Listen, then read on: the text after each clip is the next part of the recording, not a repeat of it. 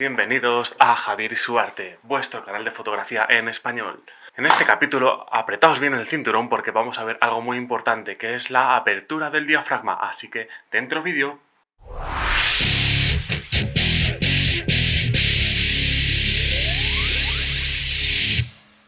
Muy bien, para empezar, vamos a comenzar definiendo qué es la apertura del diafragma, o más bien qué es el diafragma. Muy bien, el diafragma lo encontramos en el objetivo de la cámara, no intrínsecamente en la cámara, sino en el objetivo, así que va a ser algo independiente y que va a depender precisamente de qué objetivo estemos usando. El diafragma consiste en unas láminas o unas hojas que se van a abrir o se van a cerrar y en función de esa apertura, que va a tener una forma hexagonal o circular dependiendo del número de hojas que tenga ese diafragma, vamos a tener una mayor apertura con lo que va a entrar más luz, o vamos a tener una menor apertura con la que va a entrar menos luz. Ese diafragma va a intentar simular lo que es la apertura del iris de nuestro ojo. Va a influir también precisamente en lo que es la profundidad de campo, como vamos a ver a continuación. Las unidades de apertura del diafragma se representan con la letra F, y la apertura es inversamente proporcional a ese número. Es decir, con un número F más pequeño tenemos un diafragma más abierto y con un número F más grande tenemos un diafragma más cerradito. Variando la apertura del diafragma va a influir directamente en la profundidad de campo que tengamos en nuestra fotografía. ¿Qué es la profundidad de campo? Muy bien, la profundidad de campo no es más que la distancia en la que nuestro sujeto sale enfocado, o en la que nuestro sujeto al que estemos enfocando sale nítido. Es decir, si tenemos mayor profundidad de campo, vamos a tener una mayor distancia en la que todo lo que esté dentro de esa distancia va a salir enfocado, y con una profundidad de campo menor vamos a tener una distancia en la que lo que estemos enfocando va a salir nítido. Todo lo que esté fuera de esa profundidad de campo va a salir menos nítido o borroso. Por poner un ejemplo, si estamos enfocando directamente a un sujeto que está a 1 metro de distancia con un diafragma de F4 y tenemos esta profundidad de campo, si nosotros cerramos más el diafragma, por ejemplo en F11, vamos a tener una profundidad de campo mucho mayor, con lo que va a salir mayor distancia enfocada o mayor distancia nítida. Si por ejemplo en SF4 me estás enfocando a mí y se me ve nada más que la nariz enfocada, si nosotros vamos cerrando el diafragma, vamos a conseguir en un punto tener la cara enfocada completamente. Si ya vamos abriendo más el diafragma, vamos a tener también incluso el fondo enfocado. Por eso debemos jugar bastante con este parámetro en función de lo que queramos fotografiar. En otros capítulos vamos a ver que esta profundidad de campo también depende de otros factores, como es la distancia focal que estemos usando, el tamaño del sensor o la distancia a la que coloquemos el sujeto de nuestra cámara. Todo eso nos va a influir y lo vamos a ver con detalle en otros capítulos.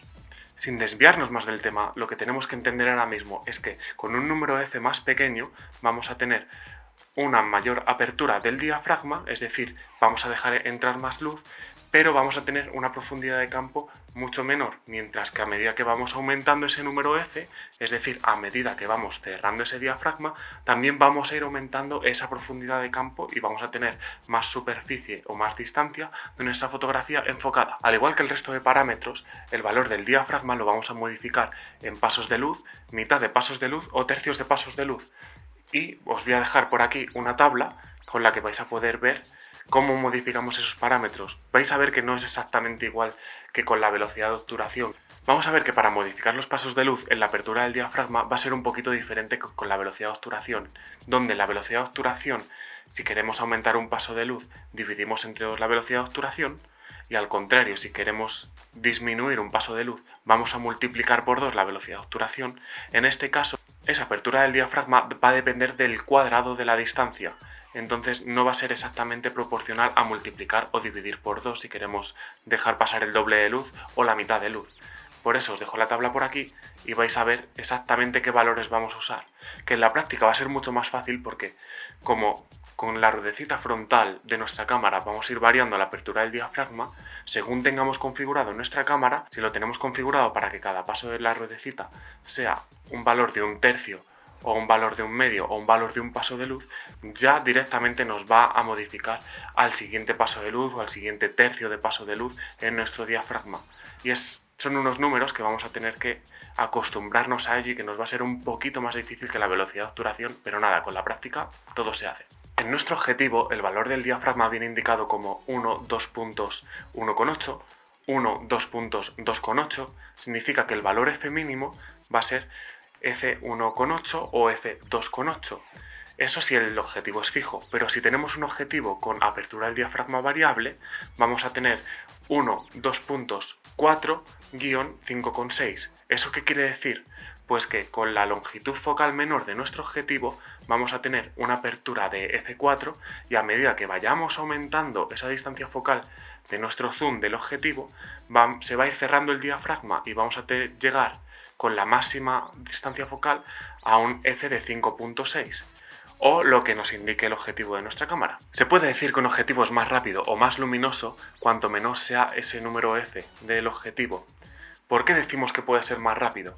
Pues bien, es precisamente porque con un número f más pequeño vamos a tener una apertura mayor del diafragma y al tener una mayor apertura del diafragma vamos a tener más luminosidad que nos va a permitir disparar a unas velocidades de obturación bastante mayores y además puede hacer que el autofocus de nuestra cámara sea más rápido. Al tener más luminosidad le va a ser más fácil enfocar. Normalmente un objetivo zoom con una apertura de diafragma fija va a ser que nuestro objetivo sea de mayor calidad y normalmente va a ser más costoso. Tenemos que tener en cuenta que cuando usamos una apertura del diafragma en los límites, es decir, la mayor apertura que nos permite ese objetivo o la menor apertura que nos permite ese objetivo, nos pueden aparecer aberraciones cromáticas.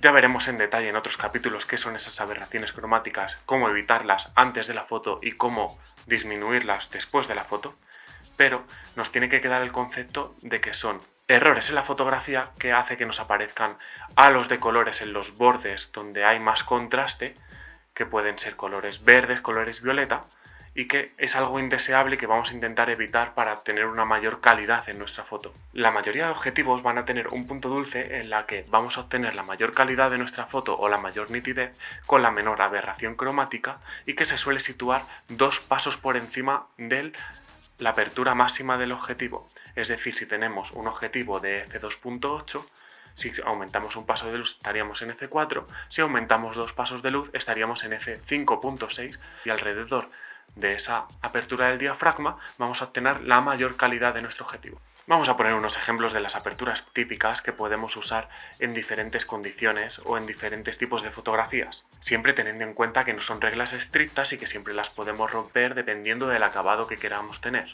En fotografía de retrato, normalmente vamos a querer que salga el sujeto bien enfocado con un fondo muy desenfocado o lo que llamamos el efecto bokeh. Eso lo conseguimos con aperturas de diafragma muy chiquitillas por debajo de f4 y cuanto más pequeñas, mejor, siempre y cuando lo que queramos enfocar salga bien enfocado, porque al final si usamos una apertura del diafragma muy pequeña y apuntamos al ojo pero el resto de la cara sale desenfocada, pues tampoco tiene mucho sentido. Lo que normalmente nos va a funcionar bien es por debajo de un f4. Para astrofotografía, en condiciones de muy baja luminosidad, lo que vamos a intentar buscar es la mayor luminosidad posible. Entonces vamos a ir al número f más pequeño que nos permita nuestra cámara, a no ser que sea muy luminoso y lo podamos subir un poquito. Pero todo lo que esté por debajo de f2.8 va a ser óptimo para astrofotografía. Por ejemplo, en fotografía grupal o fotografía callejera vamos a querer tener una mayor profundidad de campo porque vamos a tener sujetos que queramos enfocar a distintas distancias. Entonces, todo lo que vaya de f4 a f8 normalmente va a ser bueno para fotografía de calle o fotografía grupal.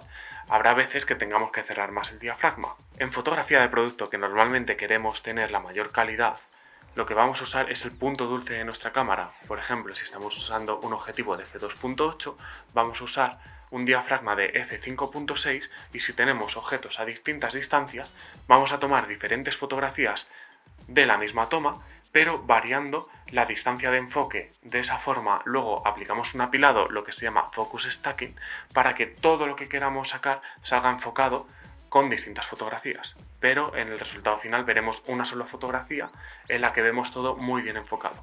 En fotografía de paisaje lo que vamos a usar es una f un poquito mayor porque vamos a querer que se vea casi todo enfocado o todo enfocado.